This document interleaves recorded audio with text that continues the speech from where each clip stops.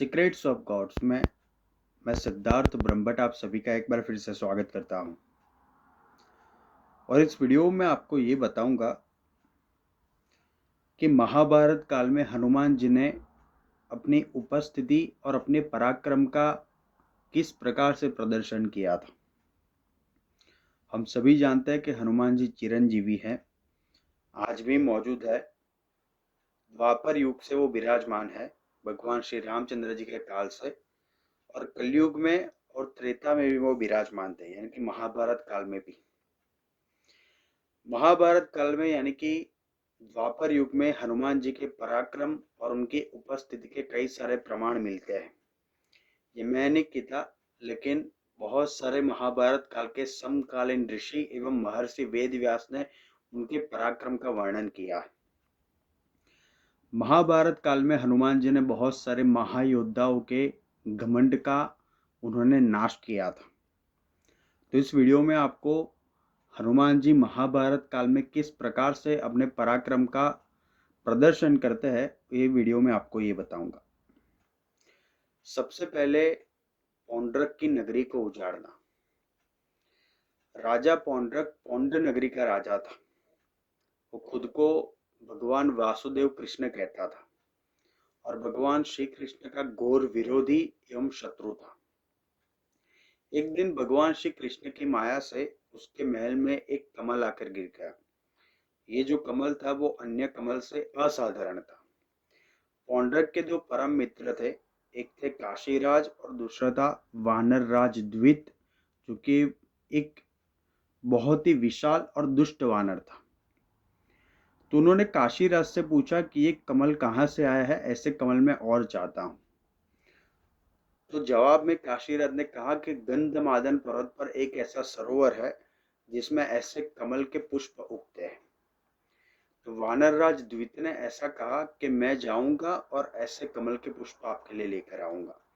ये सब कुछ घटित हो रहा था भगवान श्री कृष्ण की माया से। वानर राज द्वित वहां पे पहुंचते हैं और श्री कृष्ण के आदेश अनुसार हनुमान जी वानर राज द्वित के बंदी बनकर पौंड नगरी में आ जाते हैं। पौंड नगरी में आकर वो सबसे पहले पौंड्र को ऐसा समझाता है कि वो खुद को भगवान कहना बंद करे और धर्म के मार्ग पर चले, अन्यथा उसका विनाश और वध निश्चित है। लेकिन पौंड्रक मानता नहीं है। तो हनुमान जी उसी प्रकार से पौंड नगरी का विनाश करते हैं जिस प्रकार से उन्होंने लंका का किया था, जिस प्रकार से उन्होंने लंका का दहन किया था। बाद में बलराम जी वानर राज द्वित का और भगवान श्री कृष्ण पौंड्रक का वध कर देते हैं। तो सबसे पहले हनुमान जी ने पौंड्रक का घमंड तोड़ा था। दूसरा है भीम का घमंड, जो हम सब जानते हैं। कृष्ण और द्रौपदी के कहने पर भीम ने हनुमान जी को प्रसन्न करने के लिए वो गए थे, क्योंकि वो वायु पुत्र थे और हनुमान जी भी पवन पुत्र थे, यानी कि दो एक तरह से भाई थे। तो हनुमान जी जब उनको दर्शन देना चाहते थे, उससे पहले उन्होंने ये सोचा कि उनकी परीक्षा ली जाए। तो एक वृद्ध वानर के रूप में उनका रास्ता रोक, यानी कि भीम का रास्ता रोक कर बैठ गए। भीम ने उनको हटाने का प्रयत्न किया, उनको हटने का बहुत सारा अनुरोध किया, लेकिन वो हटे नहीं। वानर ने ऐसा कहा, वृद्ध वानर ने, कि अगर तुम हटना चाहते हो तो मेरी पूंछ को हटाकर अपना मार्ग बना लो। भीम ने बहुत प्रयास किया, लेकिन वो पूंछ को हटा नहीं पाया। तभी हनुमान जी ने उसका घमंड तोड़कर अपने प्रत्यक्ष स्वरूप में दर्शन दिया। ऐसा भी कहते हैं कि भीम के अनुरोध पर हनुमान जी ने जो रामायण काल में विराट रूप धारण किया था, वही रूप हनुमान जी ने भीम को भी दिखाया था और कहा था कि युद्ध में तुम्हारी विजय होगी और मैं हमेशा पांडवों के साथ में रहूंगा, जिस और श्री कृष्ण है। तीसरा है अर्जुन। हनुमान जी ने अर्जुन का भी घमंड तोड़ा था। एक बार अर्जुन को एक नदी पार करनी थी और नदी पार करने के लिए अर्जुन ने अपने धनुर्विद्या के बल पर एक बाणों का सेतु बनाया उस पार जाने के लिए। बाणों का सेतु बनाकर अर्जुन अपने रथ पे सवार होकर उस पार चला जाता है, लेकिन उस पार उसको हनुमान जी की भेंट होती है। तो बातों बातों में अर्जुन ऐसा कह देता है कि अगर भगवान श्री राम, यानी कि आपके आराध्य हनुमान जी को कहता है कि इतने ही बड़े धनुर्धर थे तो उन्होंने अपने धनुर्विद्या से लंका तक जाने के लिए सेतु का निर्माण क्यों नहीं किया?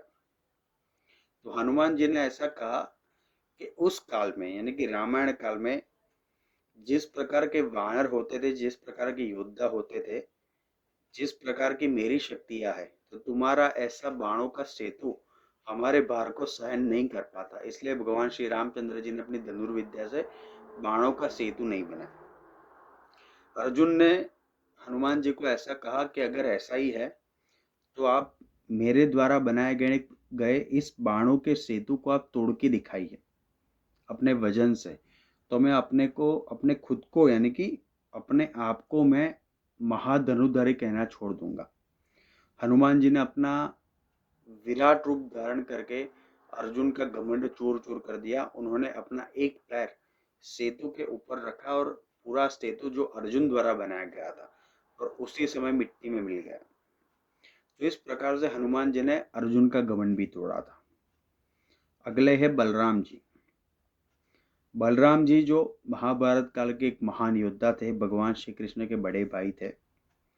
उन्होंने वानरराज द्वित का वध किया था सिर्फ अपने एक मुक्के से। एक मुक्का मारकर उन्होंने महाबलशाली एक वानर जो उनके खिलाफ था यानी कि भगवान श्री कृष्ण और उनके शासन के खिलाफ था, उनका उन्होंने एक ही मुक्के से वध कर दिया था।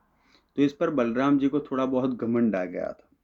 बलराम जी ने एक बार अपने हल से पूरे हस्तिनापुर की जमीन को गंगा में डुबाने का प्रयास भी किया था। तो हनुमान जी ने उनका घमंड चूर चूर करने के लिए भगवान श्री कृष्ण के आदेशानुसार एक बार द्वारिका की वाटिका में उन्होंने फल खाकर उत्पात मचाना शुरू किया। तो बलराम जी उनको साधारण एक वानर समझकर अपनी गदा लेकर युद्ध करने के लिए पहुंच गए। हनुमान जी और बलराम जी में बहुत युद्ध हुआ और बाद में बलराम जी हांफने लगे और उन्होंने अपनी गदा छोड़ दी। बाद में उन्होंने उस वानर से ऐसा कहा कि आप कौन है वो बताइए, नहीं तो मैं अपने हल का प्रयोग करूंगा। तभी वहां पर श्री कृष्ण और रुक्मिणी प्रकट होते और कहते हैं कि वानर कोई और नहीं बल्कि स्वयं हनुमान जी है। इस प्रकार से उन्होंने बलराम जी का घमंड चूर चूर किया था। महाभारत काल में हनुमान जी अर्जुन और श्री कृष्ण के रथ पर विराजमान थे। भगवान श्री कृष्ण के कहे अनुसार हनुमान जी सूक्ष्म रूप में अर्जुन के रथ पर विराजमान हो गए थे और उन्होंने द्रोण, कर्ण और भीष्म पितामह के भयंकर बाण और प्रहार से अर्जुन एवं कृष्ण के रथ की रक्षा की थी। अगर भगवान हनुमान उनके रथ पर विराजमान नहीं होते तो कर्ण के बाणों से उनका रथ कब का भस्मीभूत हो गया होता। यह स्वयं श्री कृष्ण ने कहा है। जब भगवान श्री कृष्ण और हनुमान जी अर्जुन के रथ से उतरते हैं महाभारत के युद्ध के बाद, तो उनका रथ वहीं पे विस्फोट हो जाता है। जब अर्जुन पूछते हैं कि ऐसा क्यों हुआ, तो श्री कृष्ण कहते हैं कि ये मेरी माया है, साथ में बजरंग बली यानी कि हनुमान जी की माया है। हनुमान जी की सूक्ष्म रूप स्वरूप में उनके रथ पर विराजमान थे और उनके वजन से ही ये रथ टिक पाया और कर्ण के बाणों का प्रहार वो सहन कर पाया, वरना अर्जुन तुम्हारा रथ कब का भस्मीभूत हो गया होता। तो इस प्रकार से हनुमान जी ने महाभारत काल में अपनी महिमा, अपनी उपस्थिति, अपने पराक्रम का उन्होंने प्रदर्शन किया था। स्वयं वेद व्यास जी लिखते हैं, हनुमान जी ऐसे एक योद्धा थे, ऐसे एक भक्त भी थे जिन्होंने कभी भी श्रेय नहीं लिया। रामायण काल में भी अगर वो नहीं होते तो कुछ नहीं होता। महाबली मेघनाथ ने 2 बार यानी कि भगवान श्री रामचंद्र जी और लक्ष्मण जी को विजयी होने के बजाय उनको पराजित कर दिया था। हनुमान जी ने संजीवनी बूटी लाकर उनके प्राण बचाए थे और नागपाश से उन लोगों को मुक्त भी कराया था।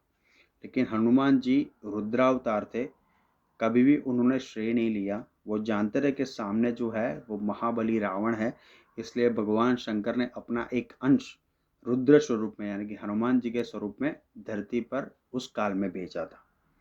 तो धन्यवाद। आप हमारे चैनल पे सब्सक्राइब करें, अपने कमेंट्स दीजिए और ऐसे हमारी वीडियोस को देखते रहें। Thank you so much.